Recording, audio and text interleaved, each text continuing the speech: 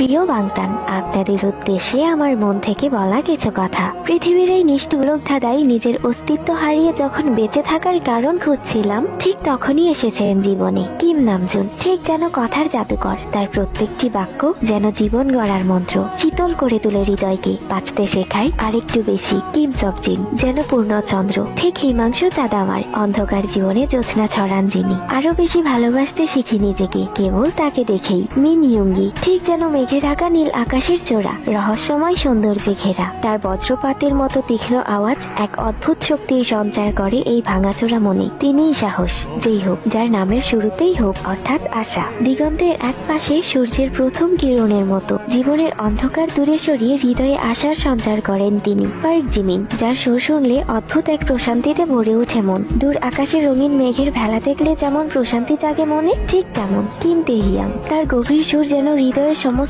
সংশয় দূরে ঠেলে দিয়ে নিজেকে নিজের মুখোমুখি হতে শেখায়, হাত ধরে দাঁড় করায় নিজেকে নিজের সামনে। জিওন জঙ্কুক ঠিক যেন বয়ে চলা নদীর মতো, তার কাছ থেকেই শিখি থেমে গেলে চলবে না, স্বপ্ন পূরণের পথে নিজেকেই নিজের পথ তৈরি করে নিতে হবে। জীবনে আসার জন্য অসংখ্য ধন্যবাদ বাংতান। ভালোবাসতাম, ভালোবাসি এবং সারা জীবন এভাবেই ভালোবেসে যাব।